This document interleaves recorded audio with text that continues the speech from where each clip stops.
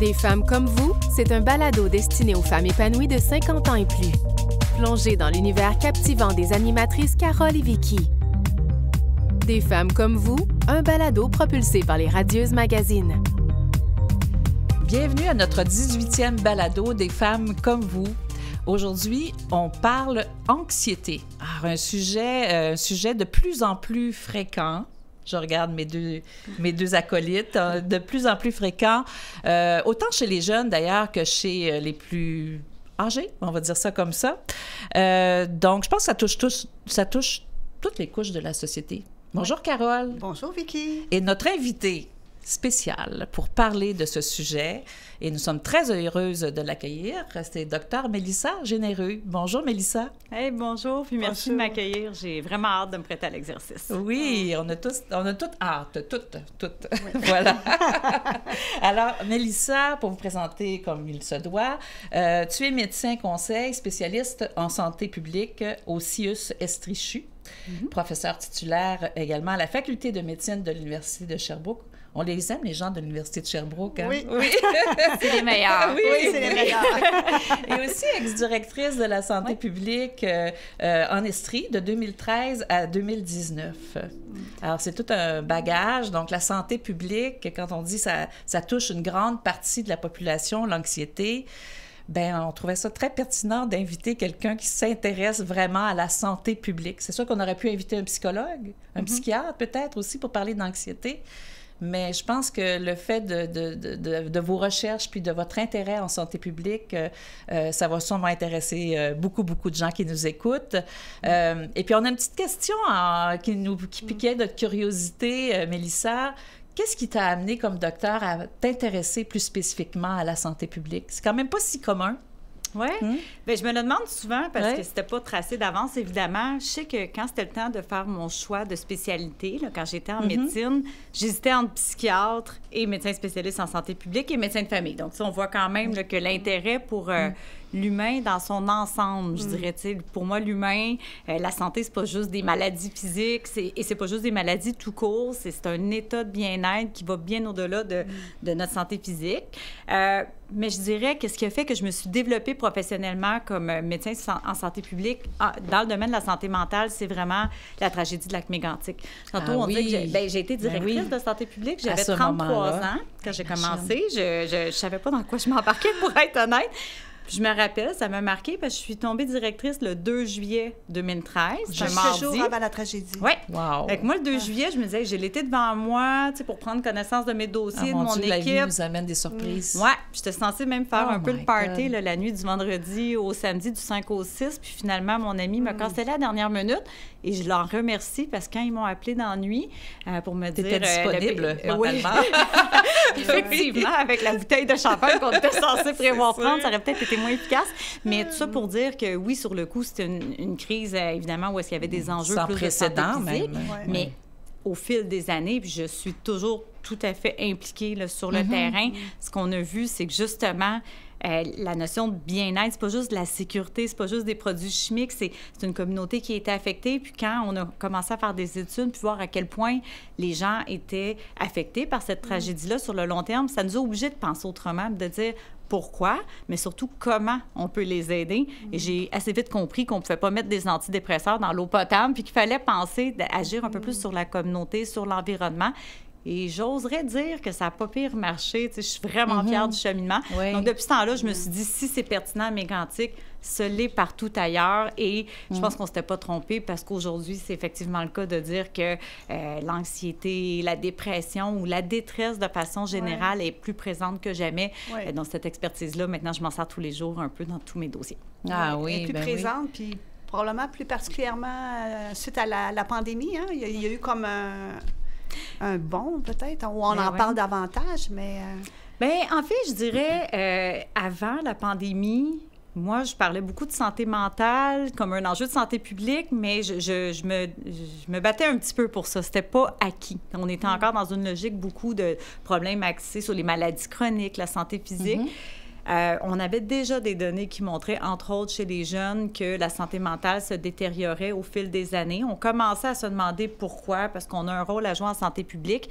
Et là, pouf, la pandémie est arrivée. Moi, je me rappelle, c'était même pas encore désigné comme étant une pandémie. Donc, on était en février 2020. Et tout de suite, je faisais des chroniques à la radio.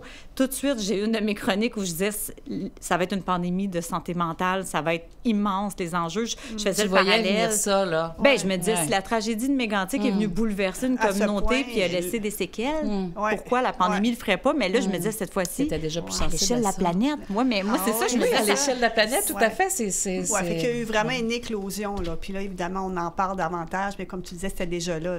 Mais après ça, on s'est dit, qu'est-ce qui va se passer avec l'après-pandémie? Tu sais, notre monde va être changé pour toujours, nos habitudes de vie, on pourra en parler peut-être un peu plus tantôt, mais déjà aussi, on posait l'hypothèse que ça allait être difficile, puis je vous confirme que tout porte à croire là, que les moments sont pas... Bien, pour certaines personnes, ça va très bien, mais il y a quand même beaucoup de facteurs de stress qui fait que c'est de moins en moins facile de nos jours là, de vivre paisiblement avec aucun tracas, aucun souci. Effectivement, il y a plusieurs facteurs. Puis tu as étudié également dernièrement, d'ailleurs, dans l'année 2023, tu as publié une enquête sur justement l'anxiété chez les jeunes, spécifiquement. Puis c'est quand même nouveau qu'on parle tant d'anxiété chez les jeunes enfants et jeunes adultes. Dans le cas de ton enquête, je crois que c'était chez les jeunes adultes. Oui, en fait, c'était les 12-25 ans. C'était un peu un concours de circonstances, mais j'avais commencé par faire une première enquête en Estrie, juste avant la pandémie. Je m'intéressais plus au vapotage, puis à certaines... un peu comment allaient nos jeunes. Puis là, j'avais comme un portrait juste avant la pandémie. Donc, 1 an après, on s'est dit, on devrait refaire le portrait pour voir qu'est-ce qu'il y en est un peu de leur état de santé mentale. Puis là, on a vu une dégradation quand même assez marquante. Puis là, le sondage, l'enquête a gagné en popularité. Donc là, on le fait dans 4 régions du Québec. On a eu 33 000 répondants. Les écoles, c'est quand même, c'est un bon échantillonnage. Mais ça se termine pas là, hein, pas plus tard que en fait, mi-janvier 2024, là, on vient de lancer une grande enquête aussi nationale, là, cette fois-ci pour mesurer l'état de bien-être des familles québécoises dans un contexte post-grève, dans un contexte d'inflation, donc un contexte qu'on appelle de crise sociale.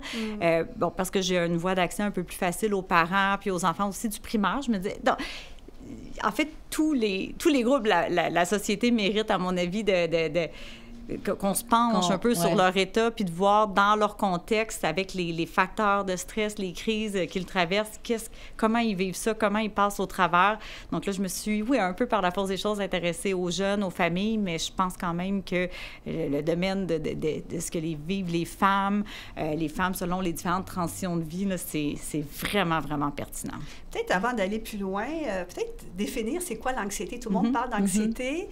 Alors, c'est quoi si tu avais à donner une définition relativement simple de l'anxiété, tu dirais?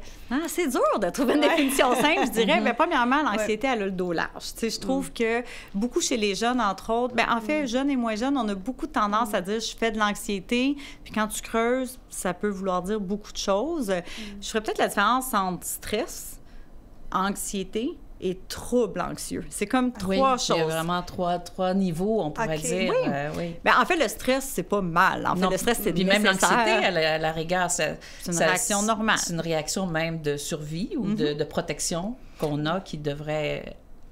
qui est là, de toute façon, chez tous les humains, à des niveaux différents, à des moments différents aussi. Bien, le stress, dans le fond, c'est ce qui dit à votre corps, tu sais, prépare-toi à être capable de faire face à une perturbation, une forme d'adversité, que ce soit physique ou psychologique. Donc, c'est normal, c'est ce qui déclenche des hormones qu'on appelle de stress pour être plus performant, pour gérer un examen.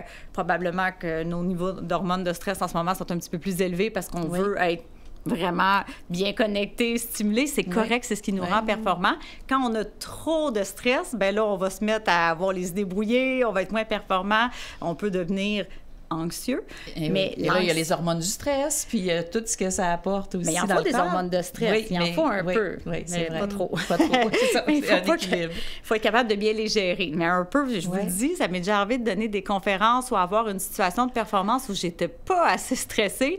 Puis à la fin, je me suis dit, c'était pas ma meilleure fois. On n'est pas aussi bon quand on n'est pas assez stressé. J'ai observé ça. Oui, c'est vrai. Trop relax avant, là, c'est pas nécessairement bon aussi. Donc, c'est correct. Une bonne dose de stress, c'est là qui nous rend le plus, je dis performant par rapport à la tâche qu'on a à accomplir. C'est bien correct. Mais quand on en a trop, ça vient un symptôme, c'est plus désagréable. Aussi, mais de l'anxiété. De l'anxiété, c'est quand, là, c'est pas le fun. C'est pas juste je me sens challengée, je me sens pas bien, je me sens anxieux, c'est inconfortable, c'est désagréable. Il y a des symptômes physiques, probablement symptômes physiques, symptômes psychologiques qui viennent avec l'anxiété, donc, tu sais, palpitations, les mains moites, tremblements, ça devient plus présent au niveau psychologique, là, des peurs qui viennent, peur de rater, peur de... Bon, et qui empêchent d'aller de l'avant aussi, là, qui mettent un frein carrément. Bien, c'est ça nous rend moins performants. Si je me deviens dans l'anticipation, la crainte. Juste milieu, donc, puis aussi l'anticipation, on anticipe le pire. Il y a ça beaucoup dans l'anxiété aussi. Mais de l'anxiété, qui en a jamais vécu? C'est pas parce que, je fais de l'anxiété. Moi, je le dis, là, des fois, à mon conjoint, un soir, disait, là, je me sens anxieuse. À ce soir-là, c'est trop.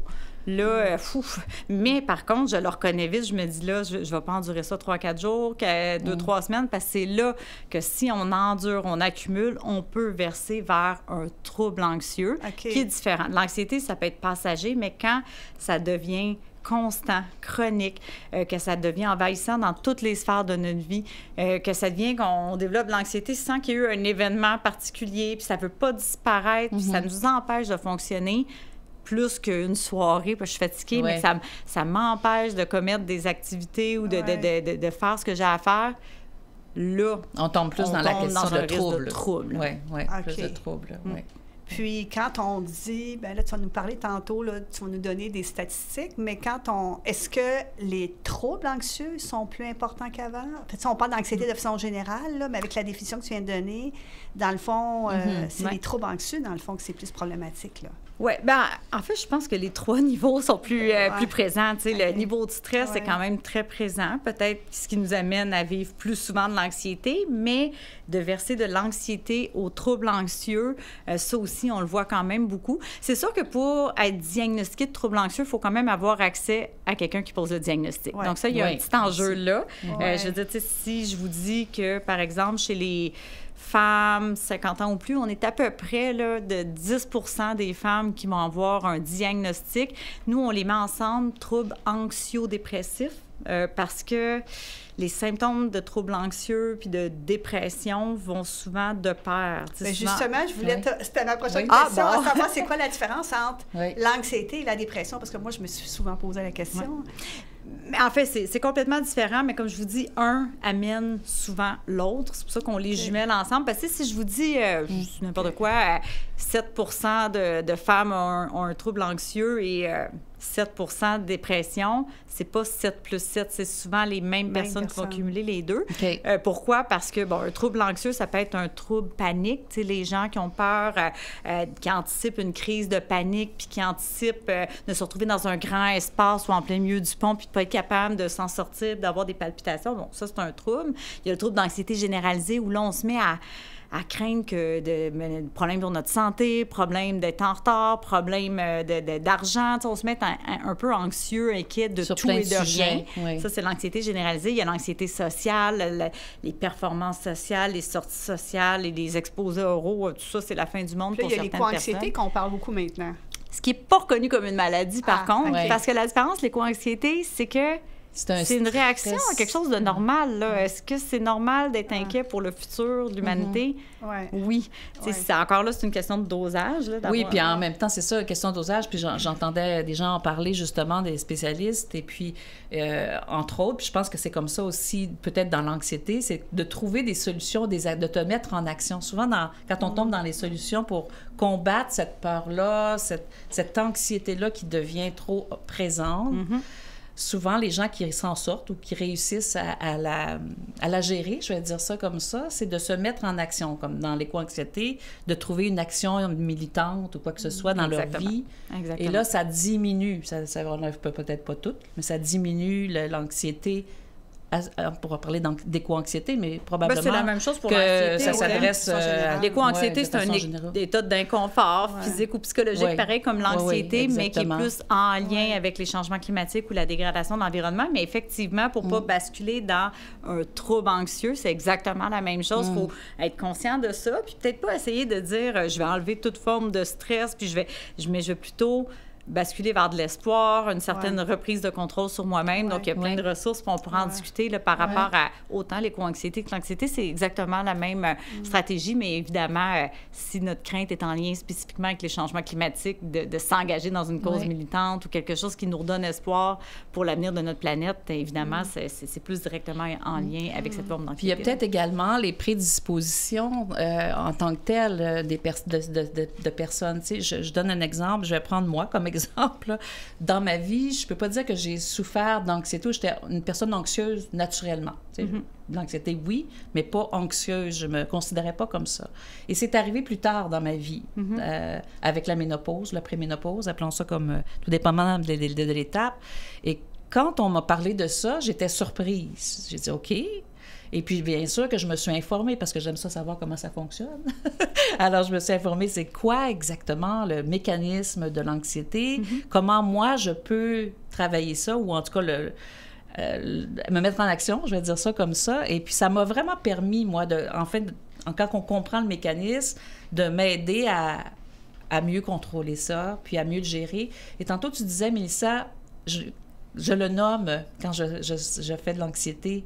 Je pense que déjà de le reconnaître en soi, de le nommer, en tout cas, moi, je pense que ça aide. C'est aidant parce que tant que tu ne sais pas exactement où tu te sens mal, mais tu ne peux pas le nommer, tu ne peux pas être à l'aise de nommer ça aussi. Ça, c'est un autre. Oui, mais c'est ça, tu sais, tu commençais en disant, est-ce qu'il y a des gens qui sont plus prédisposés? Est-ce que c'est génétique? On pourrait-on dire ça? Est-ce que c'est, comment on appelle ça quand ça se transmet d'une génération à l'autre? Héréditaire. On se posait la question, ou y a-tu c'est ça, est-ce que des gens sont plus prédisposés à développer de l'anxiété ou des troubles anxieux, en fait, là? Mais tout ce qui est dans la famille des troubles mentaux, en général, il y a c'est multifactoriel. Ça, on va toujours vous dire ça, dans le sens qu'il y a souvent une composante héréditaire, génétique, une prédisposition au sein des mêmes familles, dans le sens que si vous avez un membre de votre famille qui est atteint d'un trouble anxieux, vous avez aussi plus de chances d'en être atteint vous aussi, au même titre que la dépression, c'est la même chose. Ça ne veut pas dire que c'est systématique, mais pas du tout, parce qu'il y a plein d'autres facteurs.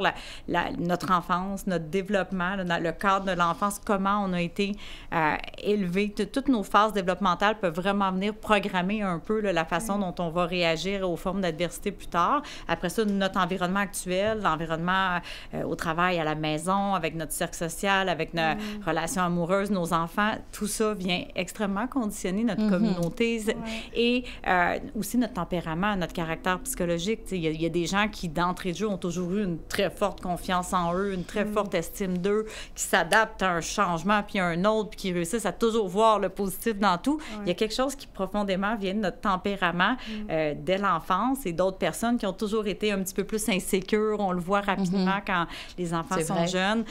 Donc ça, c'est un peu un amalgame de tous ces facteurs-là. Là. C'est complexe quand même. Hein. C'est pas simple. Là. Complexe et fascinant. Mais moi, ce que j'aime, c'est quand c'est complexe, vu que c'est pas simple à expliquer, bien, la solution, moi, je trouve que ça donne de l'espoir, parce que si on disait c'est complètement héréditaire, c'est un peu plate de te faire dire. Finalement, c'est dans tes gènes, puis tu vas te battre avec ça. Mais quand on voit que c'est un mix de tout ça, bien, on peut travailler sur apprendre à se connaître, son tempérament, faire du travail sur soi. On peut travailler sur son environnement, dire, attends une minute, sont où mes facteurs de stress? On peut essayer de comprendre dans notre enfance qu'est-ce qui nous a conditionnés à réagir toujours comme ça. Puis peu importe l'âge, le retourner gratter. Justement. Quand on est capable d'identifier puis de le reconnaître, pardon, je t'ai coupé. Oh non, c'est pas grave. On discutait ça dans les discussions. À chaque fois qu'on se coupe, on prend une coupe de vin. Moi, j'aime ça. Ça va baisser le stress. Le Sonia, elle reluquait. Pas le Sonia, mais Mélissa, elle reluquait son... C'est ça, dans le fond, ça donne... Le fait de l'identifier.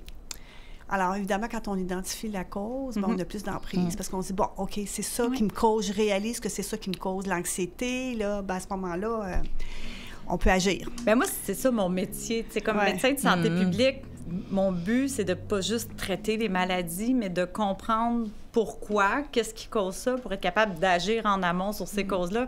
Je trouve tellement qu'on devrait, pour la santé mentale, c'est peut-être là où ça s'applique le mieux, parce que s'il y a bien quelque chose qui n'est pas figé dans le temps, tu sais, qui peut fluctuer selon plein de facteurs, mais qui est réversible aussi, tu sais, je veux dire, on n'est pas pris avec quelque chose qui se chronicise toute notre vie, on peut le travailler, on peut apprendre à vivre avec. Il y a tellement de facteurs sur lesquels on peut jouer, donc moi, je trouve que ça donne beaucoup espoir de le penser comme ça. Oui, puis ça, c'est important, je pense, je veux répéter le mot, là, c'est réversible. Parce que il y a des gens qui nous écoutent ou qui nous regardent, qui ont peut-être qui ont des troubles anxieux, puis qui doivent se dire, ben c'est ça, je suis pris avec ça toute ma vie, puis c'est pas facile à supporter. Alors, c'est réversible. Je veux dire, est-ce que si vous avez tendance à avoir de l'anxiété facilement, puis si vous avez développé des troubles anxieux, est-ce que un jour, vous allez être complètement débarrassé de ça, puis sans aucun effort? Je ne dirais pas jusqu'à dire ça, mais est-ce qu'on peut apprendre à vivre avec ça? Gérer ça, en fait. Là. Puis j'oserais même dire grandir de ça, parce que veux pas, c'est le principe même de la résilience. Si tu n'as jamais vécu d'adversité, tu n'as pas eu à faire ce travail-là puis cette croissance personnelle. C'est vraiment démontré que les enfants qui ont eu une enfance impeccable, là, avec aucun stress, puis tu sais, mon Dieu, essaie même pas de lasser tes souliers, je vais le faire pour toi, puis attends, je vais enlever toute forme d'obstacle.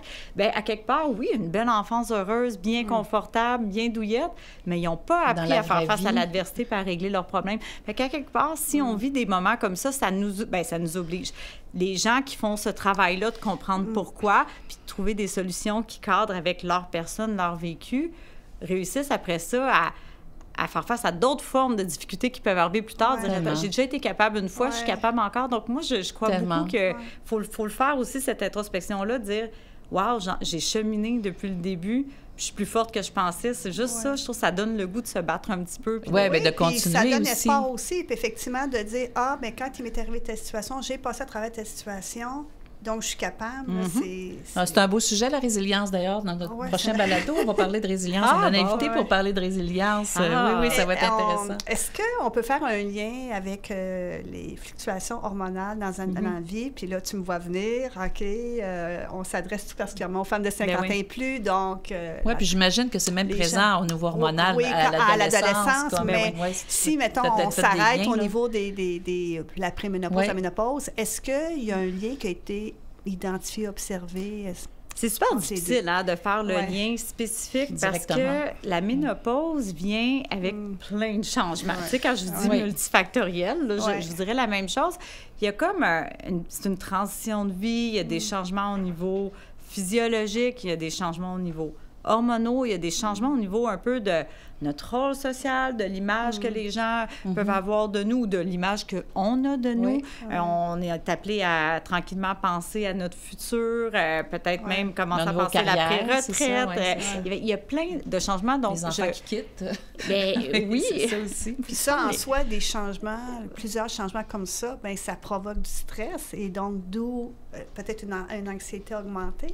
Exactement. Puis, c'est sûr que les changements hormonaux en soi viennent causer des symptômes physiques, tu sais, bouffées de chaleur, insomnie, qui, eux, peuvent, entre autres, expliquer une fatigue, une impatience, voire de l'anxiété, de l'angoisse. Donc ça, tout est lié. Mais est-ce que les changements hormonaux eux-mêmes peuvent causer de l'anxiété? Oui, on pense que en soi, il y aurait cette baisse d'estrogène-là, entre autres, même la baisse de progestérone, pourrait... en fait, ça vient diminuer notre énergie, notre combativité, peut-être? En fait, je trouve... Tu pourrais... je sais pas, t'as de l'air... Je sais pas, je l'ai pas vécu, mais est-ce que c'est... L'estrogène fait diminuer le niveau d'énergie, peut augmenter le niveau de fatigue... la baisse d'estrogène, pardon. Donc, oui, c'est normal là, de voir un changement, des fluctuations au niveau de l'humeur. Il y en a qui vont plus... ça va plus se traduire par des symptômes plus de déprime, de grande fatigue, mais la grande fatigue peut aussi nous rendre plus anxieux. Moi, je sais que c'est comme un peu le tempérament anxieux, puis quand je suis bien fatiguée, c'est là que je vois... ça s'emballe dans ma tête. C'est ça, la montagne est plus grosse. Parce que quand on est très fatigué, là, on voit plus clair. On dirait qu'on voit... C'est gris, un voile gris, des fois très opaque, là, puis c'est pour ça qu'on dit souvent « arrête », puis demain, là... Fais un beau nouveau. C'est ça que je disais. Mais oui. Mais c'est quand on peut. Quand on peut. Fait que dans le fond, ça serait plus tous les changements, si je comprends bien, là, tous les changements qui sont liés justement à la ménopause, après ménopause, qui peuvent être des facteurs. Changements, comme je disais, physiologiques, changements hormonaux, changements sociaux, dans notre changements dans le psychologique, dans notre perception, notre image de soi. Donc, c'est tout ça ensemble. Ça en fait, là. C'est une grosse transition de vie. Il y a bien des choses qui se passent. C'est spécifique quand même aux femmes. Oui, on le dit ça comme ça. Non, c'est pas le fun, mais il y a d'autres choses qui sont quand même intéressantes. Moi, mais je trouve ça quand même intéressant qu'on en parle. En tout cas, je parle à travers mon chapeau, là, peut-être plusieurs personnes diraient ça, mais encore une fois, je crois peut-être naïvement que c'est une période de vie, mais qui amène aussi à quelque chose de super beau. Puis il faut le voir comme ça. C'est sûr là, que la fluctuation ne doit pas être facile, mais Colin, il y a quand même... Mais ça dépend, évidemment, ça dépend comment les femmes sont affectées. T'sais, on en a parlé, nous, dans un balado précédent, parce qu'on a fait 2 sur la ménopause.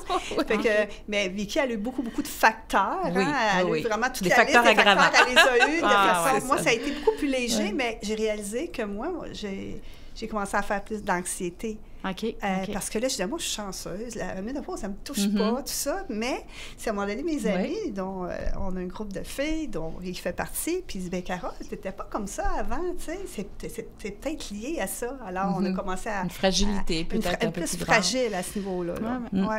Mais ça s'exprime tellement différemment aussi, hein, comme la ménopause, d'ailleurs, s'exprime différemment dans chaque corps de femme. Mais de savoir que t'es pas folle. Non, mais je mets ça en des gros guillemets, là, mais c'est parce que c'est ça. On se pose la question. Des fois, les gens se posent peut-être la question en nous regardant.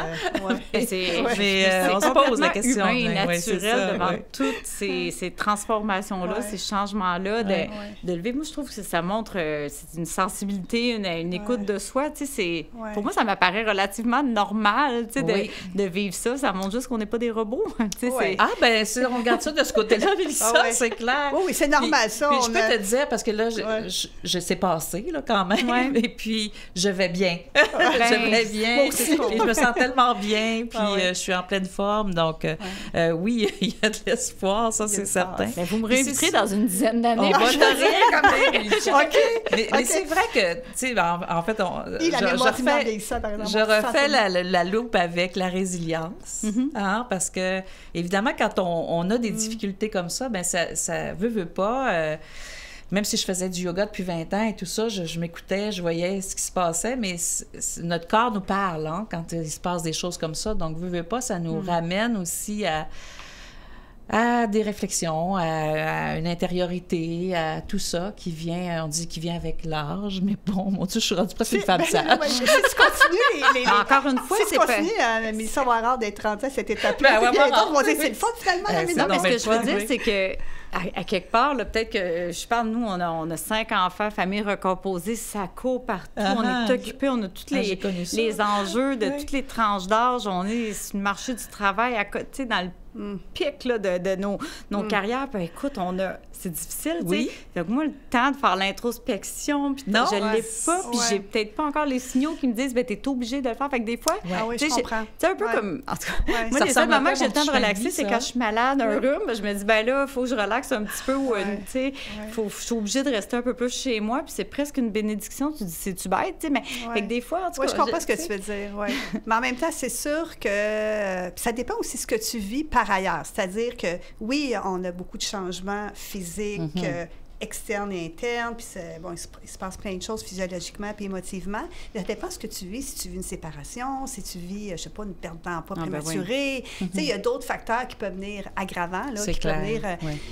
c'est ça. Mais là, on parle des femmes hormonales, puis si je vais te le dire, la ménopause aggrave ou est un facteur là, pour l'anxiété, mais est-ce que, de façon générale, hommes-femmes, en vieillissant, l'autre fois, tu nous avais donné là, certaines statistiques, en vieillissant, est-ce que le niveau d'anxiété augmente? Autrement dit, est-ce qu'il y a plus de gens qui sont touchés par l'anxiété en vieillissant?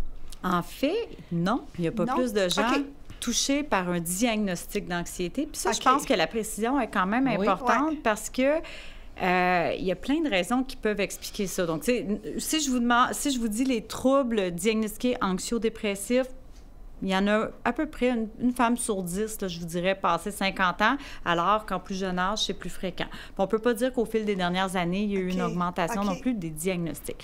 Mais ce qui se passe, c'est que en vieillissant, plus on vieillit, il y a des enjeux culturels, entre autres de...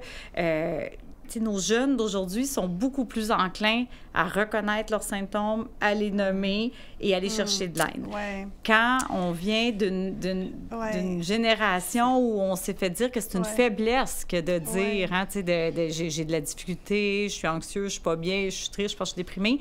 On vient quand même, puis moi aussi, là, quand j'étais plus jeune, c'était pas quelque chose de ben glamour d'aller dire... Donc, il y a des tabous quand même encore. Mais tu le sens moins au niveau, on le voit moins, on l'observe moins au niveau des jeunes. Les jeunes... Oui, parce qu'on en parle beaucoup aussi. La génération pandémie, c'était presque une norme là, de dire je fais le Non, ça vraiment, on voit la différence. Donc, peut-être de moins reconnaître les symptômes, aller chercher de l'aide, c'est une chose. Puis après ça, il y a la capacité de poser le diagnostic parce que plus qu'on est atteint de différents troubles de santé. Plus qu'on prend, bon, mettons, vous faites de l'hyperthyroïdie ou vous faites de l'hypotension orthostatique, là, quand on se lève, on est étourdi. Donc là, j'ai de l'étourdissement, j'ai peut-être des palpitations, j'ai peut-être des tremblements, des chaleurs, je prends de la médication.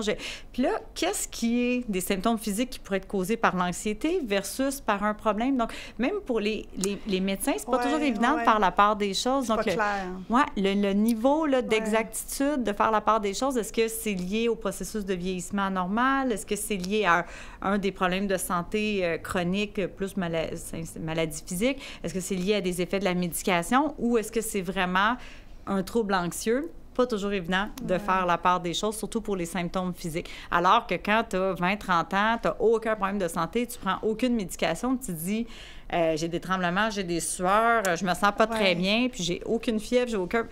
Assez rapidement, on va d'abord et avant tout penser à un trouble anxieux. Voyez?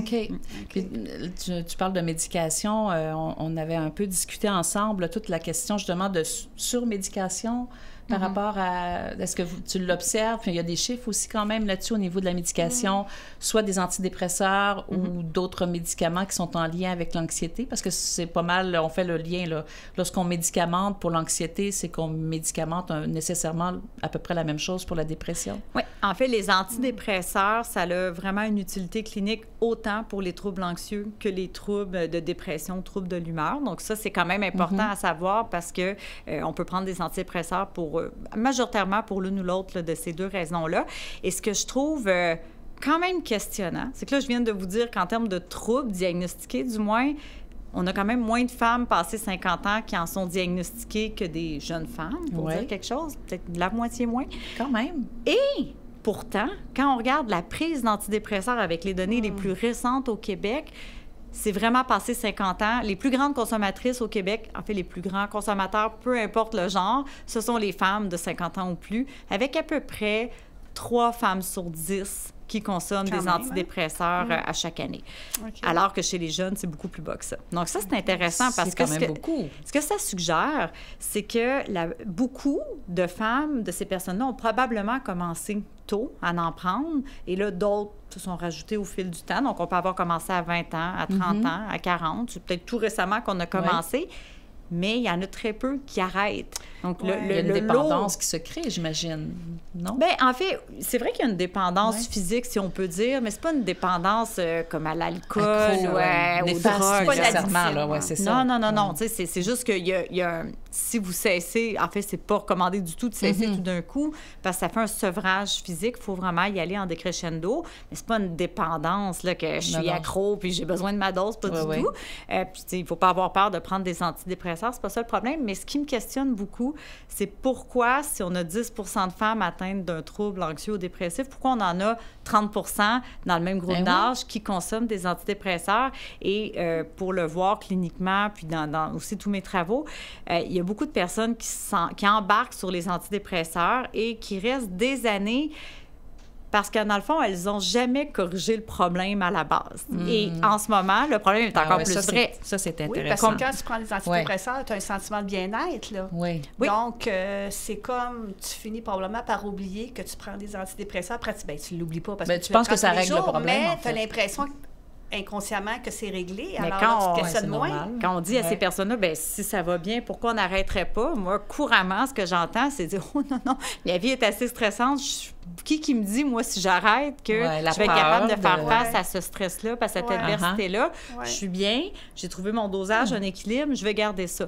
Mais au bout du compte, en théorie, ça dépend. Chaque personne, c'est unique, puis on a vraiment besoin d'avoir On une peut pas faire des évaluation. généralités là-dessus. Ouais. Mais n'empêche qu'il y a une grande partie de gens, selon moi, qui, si ils avaient accès à des ressources non pharmacologiques, ça ne veut pas dire qu'il ne faut pas commencer les antidépresseurs, mais peut-être qu'on pourrait en prendre 6 mois, 1 an, puis dire, bien, pendant ce temps-là, on en a profité pour calmer un peu la tempête, puis après, parallèlement, travailler, pas nécessairement juste en psychologie, travailler avec des ressources dans la communauté, travailler sur soi, des lectures. C'est bien plus souffrant, bien plus difficile à faire. Ça demande un investissement, mais si on le fait parallèlement, on peut être capable de dire, après, regarde, j'ai développé assez de ressources, assez d'outils.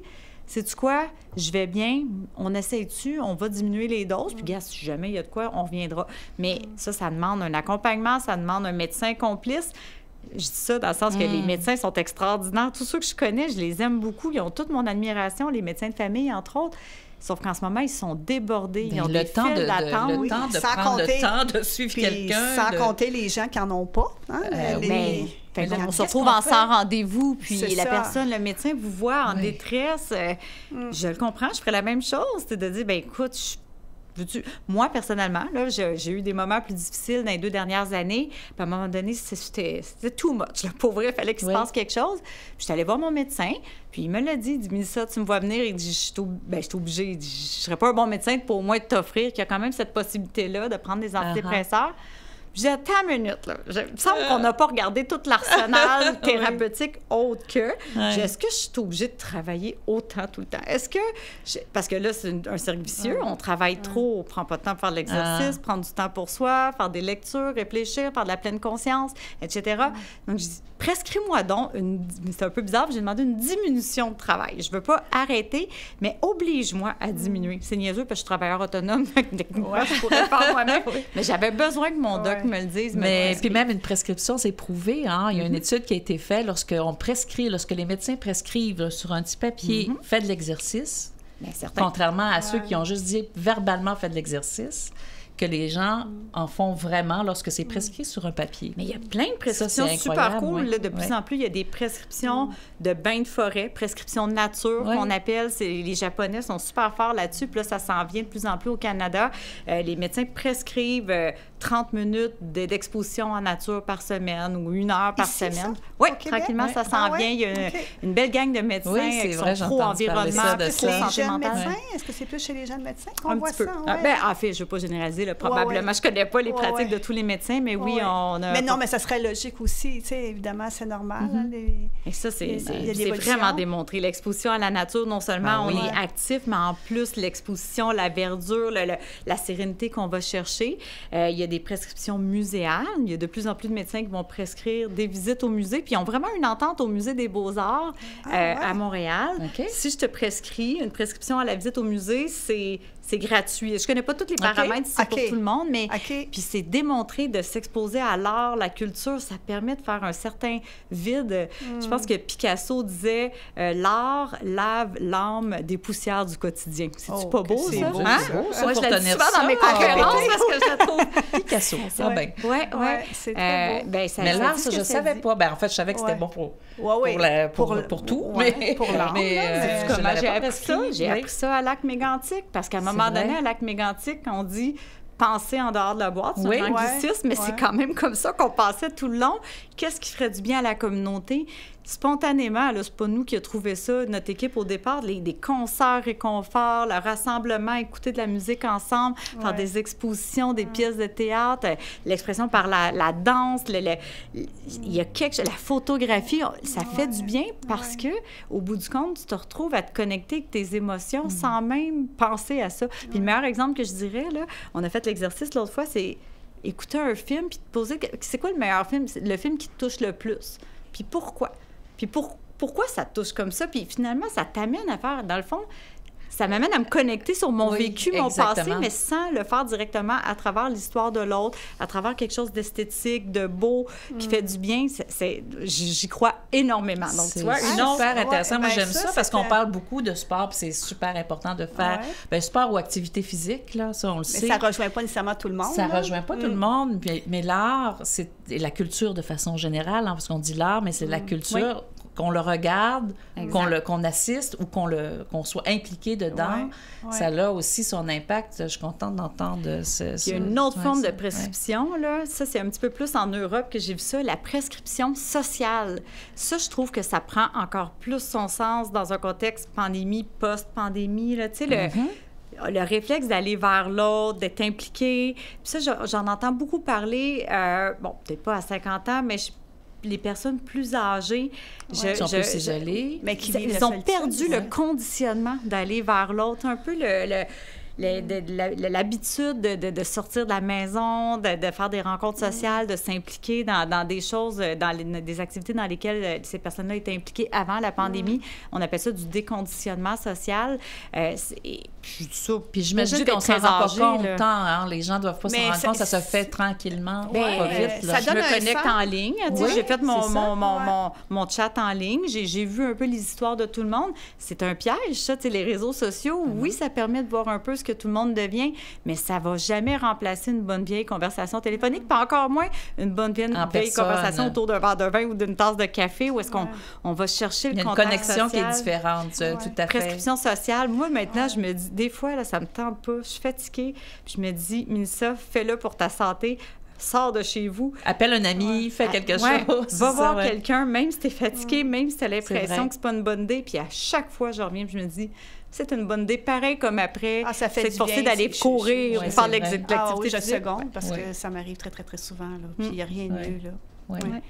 On a plein d'outils, tu sais. Je dis pas, les antidépresseurs, c'est une chose, mais le social, la nature, l'art, la culture. Je trouve que c'est important d'en parler parce qu'on se disait, on n'a pas tout accès à un médecin, ou si on a accès, des fois, ça prend du temps. Puis lorsqu'on le vit, on n'a peut-être pas le temps d'attendre pendant 6 mois, 1 an. Puis même quand je vais voir mon médecin, OK, il fait le diagnostic, mais on fait quoi après? Tu sais, on est un peu remis tout seul. Donc, il y a des organisations aussi, d'autres options. On a parlé d'options qu'on peut faire personnellement.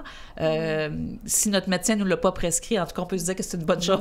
Si on n'a pas la prescription écrite, là. Où est-ce qu'on pourrait aller? Qu'est-ce qu'on pourrait donner comme conseil aux gens? Bien, premièrement, il y a écoute, c'est en pédiatrie sociale, vous direz, mais c'est pas grave, la philosophie est la même. J'ai des psychiatres qui travaillent en pédiatrie sociale, donc des pédopsychiatres qui nous disaient, puis je trouvais tellement que ça résonnait chez moi de dire, je sais pas pourquoi on est porté à vouloir trouver un diagnostic à l'enfant, puis c'est la même chose pour un adulte.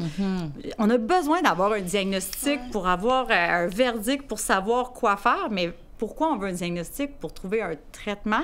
Puis ce qu'il dit, c'est, est-ce qu'on peut, à la place, comprendre c'est quoi les besoins de la personne, puis de s'attarder à ces besoins-là, puis d'agir sur les besoins. Puis je trouve ça, c'est tellement logique, mais on le fait pas. C'est vrai. C'est simple, hein? C'est comme moi, là, quand je disais que j'étais à bout, là, puis j'allais voir mon médecin, dans le fond, ce que j'avais besoin, c'est de me faire dire, slack, fais un petit peu moins, prends du temps pour toi. C'était ça, mon besoin, dans le fond. J'avais pas besoin d'un diagnostic, j'avais besoin de me faire dire, relax, puis prends soin de toi, j'avais besoin... Bon, enfin, si on pense comme ça, quand on se met à moins bien aller, c'est quoi votre besoin? Si vous avez besoin de sortir de chez vous, de prendre du temps... Il y en a que c'est de l'introspection, il y en a que ça peut être aussi beaucoup l'expression de soi. On prend pas beaucoup de temps pour parler de soi, soit soi-même à travers un journal. Des fois, ça peut être un journal créatif. C'est la nouvelle affaire, le Creative Journal. Là. Je dis ça parce que je pense que c'est plus en anglais que vous allez trouver. Bien, journal créatif aussi, des sites web super le fun. Donc, au lieu d'être dans l'écriture, il y en a qui vont dire « Oh, tu moi écrire, il y en a qui plus dessiner ou mettre des photos ou un scrapbook. Il n'y a aucune règle. Un journal créatif, c'est entre toi puis ton journal. Tu fais ce que tu veux, puis tu peux parler de ce que tu veux. Tu peux parler de ta journée comme de ton futur, comme juste gribouiller ou chialer ou écrire un poème. Tu fais ce que tu veux, puis ça permet de sortir exactement, de ton état, là, de s'exprimer, de ne pas le garder en dedans de soi. Donc, avoir une oreille, on a commencé à faire des exercices comme ça un peu dans la communauté.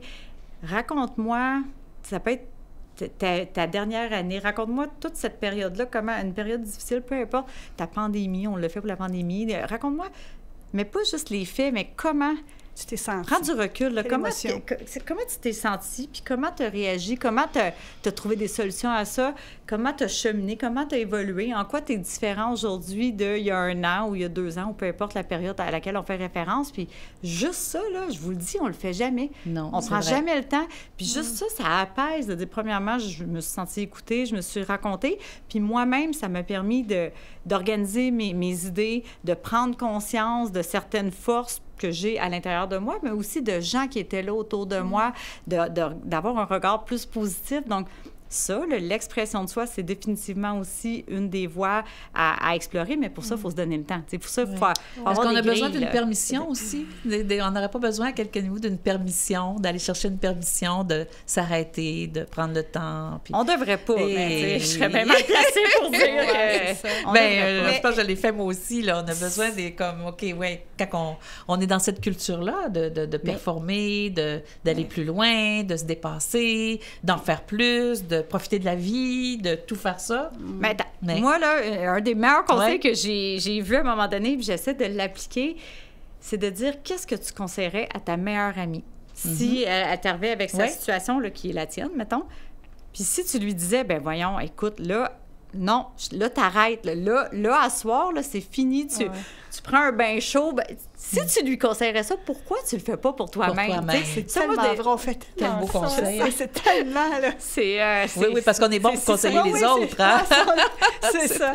Mais aussi, ça se peut-tu que quand tu es dans un état d'anxiété important, que tu paralyses un peu. Puis justement, l'anxiété est accompagnée, tu me corrigeras si je me trompe, là, de tristesse, de vague à l'âme, tout ça, qui fait que tu es tellement, comment je dirais, envahi par ce genre de sentiment-là que justement, tu penses pas aux solutions, que tu trouves pas la force de...